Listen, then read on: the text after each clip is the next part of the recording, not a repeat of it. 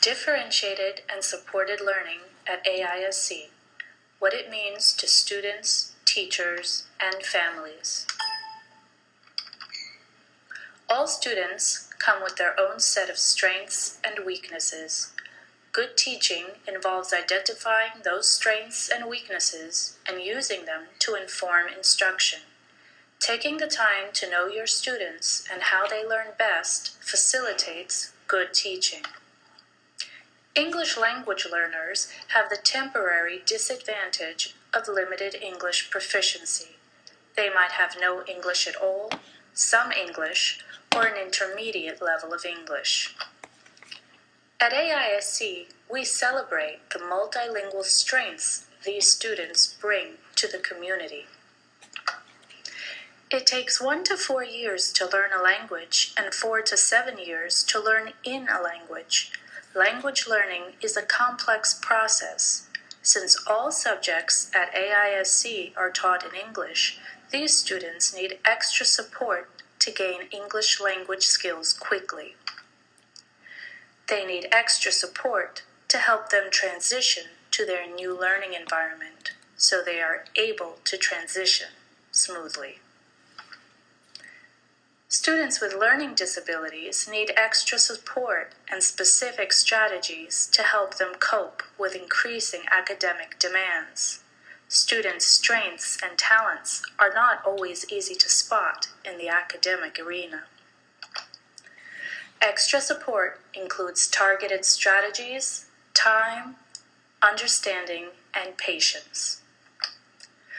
Where do learning support services fit in? At AISC, Learning Support Services work with 2 different student categories: English language learners and students with mild to moderate learning disabilities. The aim of Learning Support Services is to provide solutions for the unique challenges faced by students in each of these 2 groups. Finding these solutions involves a specific process. The process involves a referral stage, a diagnostic stage, a plan development stage, a support stage, and finally, an exit stage. The referral stage is when a teacher is concerned about a student not making expected growth, or a parent is concerned about their child not making expected growth. Many times, the referral stage begins through mutual concerns between both the teacher and parents. Looking at the big picture, why is this student having difficulties? Is there anything we could do differently to help the student? Learning support services and teachers collaborate to provide internal intervention strategies first. Sometimes this collaboration is enough to meet the needs of the student. Other times, it isn't.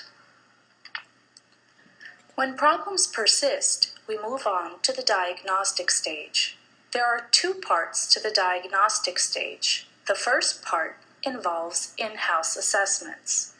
These include teacher and family input, performance on school quizzes or tests, MAP and ISA results, eye and ear screening, diagnostic reading assessment, Woodcock-Johnson 3 achievement test, and the last links assessment. Formal outside evaluations include a psychoeducational evaluation and medical certification. The psychoeducational evaluation is probably the most important piece in determining eligibility for services related to a learning disability. The evaluation tests all aspects of a student's growth and is able to formally identify specific areas of weakness and strength. These strengths and weaknesses are what inform the development of the IEP. Examples of diagnosed learning disabilities include dyslexia, difficulties with reading and spelling, processing speed delays, where a task takes a student twice as long to complete when compared to peers, written expression disorder, where writing is an exceptionally difficult task for these students. There is a pronounced disability to express thoughts in writing. Long-term memory issues, where rote learning is difficult. Multiplication tables are especially difficult to learn for these students. ADD or ADHD. For these students, attention is often limited.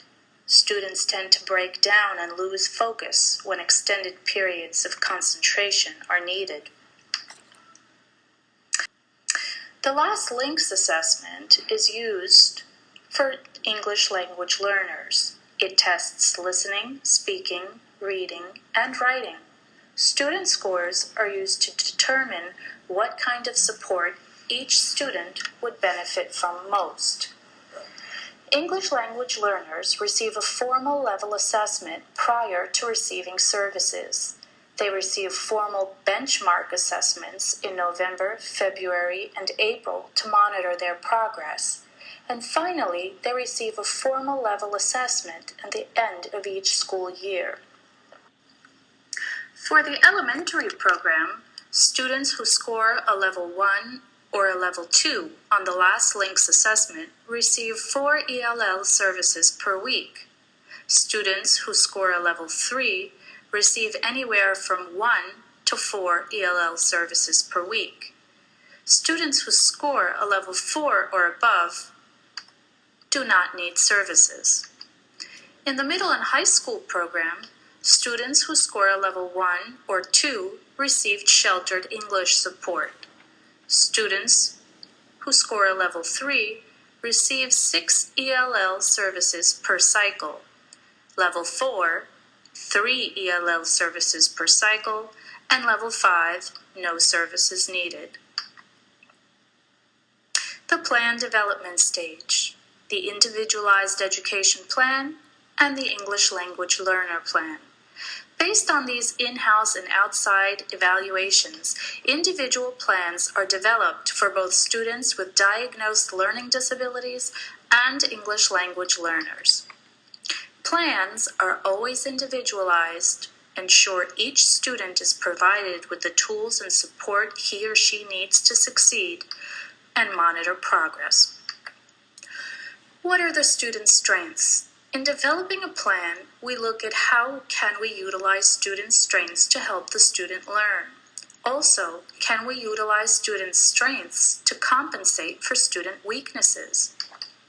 What are the students' weaknesses? Where are the gaps? What are the difficulties? What can we do to bridge those gaps? This is the information that we look at when considering the development of individual plans for both ELL students and students with learning disabilities. We look to use their strengths and manage their weaknesses the best way possible. The support stage, what does it look like? One-on-one resource setting. This is when a student is pulled out of a class for a block of time to work one-on-one with a support teacher. The type of support a student receives will depend on each student's needs. The IEP directs the areas of help. For example, on the elementary level, the support teacher may focus specifically on improving a student's reading level or on developing student writing skills. On the secondary level, the support teacher may focus on a particular subject class, like American history or geometry. For example, a student is struggling with math.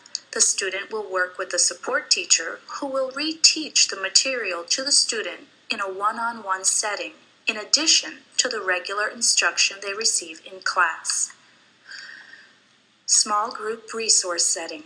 A resource room setting can also involve removing a small group of students from the classroom, typically 2 to 4. Students who receive services in a small group setting have similar needs. For example, ELL students who are assessing at a similar level may come out of a classroom as a small group. One-on-one inclusion setting. This involves the support teacher coming into the classroom during a block of time and sitting with a student. For example, If the student is having difficulty working independently during literacy time, a support teacher may come into the classroom during that time to provide one-on-one support to the student. The student learns with the other students but receives additional support during independent work. Finally, small group inclusion setting. This also involves a support teacher coming into the classroom during a particular subject or block of time. The teacher provides support to a small group of students as opposed to one single student. For example, a support teacher may push into an English class to provide additional support to a group of 3 to 4 students during the lesson. Modes of intervention. What is the difference between a modification and an accommodation? Modification. What the student is learning is different from his or her peers. Some of the material is too difficult for the student. This material is left out, or grade level of the material has changed. Accommodation. What the student is learning is the same as his or her peers.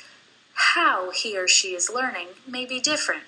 We adjust to his or her style of learning. Example of a modification. Some of this material may be too difficult or overwhelming for a student. The student is not held accountable for learning double inequalities or conversions. This learning is removed from the student's curriculum. When the classroom teacher is teaching this material to the class, the student may work separately with the support teacher to review and gain strength in the other material. In grade 8, the student is exempt from memorizing the periodical table of elements and certain formulas.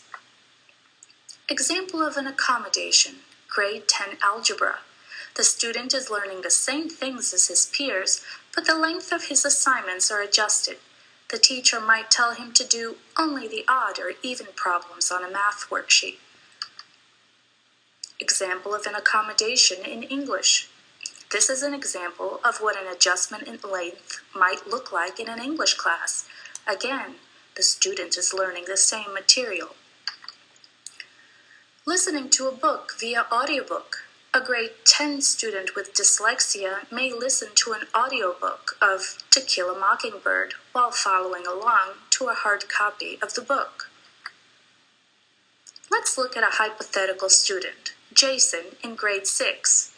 The results of his psychoeducational evaluation indicate that he has a processing speed delay, low working memory, he's a strong visual learner, and has a high IQ. Jason's IEP addresses his processing speed delays by giving him extended time on tests, adjusting the assignment length, and providing him with notes during the lessons. His low working memory is addressed by providing him with short quizzes as opposed to long tests. Additionally, any long tests that cannot be avoided are taken in smaller pieces. Jason's IEP and services. High IQ and strong visual learner. Use visuals often to help him understand. Services, one-on-one inclusion services. Math, 3 times per cycle. English, 2 times per cycle. Let's look at another hypothetical student, Emma, in grade 2. She's an English language learner. She's a new arrival from Croatia, where she attended state schools. She's strong in her mother tongue, and she has little or no English. An individualized ELLP is developed based on Emma's needs with specific goals. Emma is formally tested 3 times during the year to ensure steady progress in language proficiency. Finally, formative school and teacher-created assessments are administered throughout the year. One-on-one English instruction during foreign language class is provided 4 times per week. Additionally, one-on-one support in her class during literacy instruction is provided 4 times per week.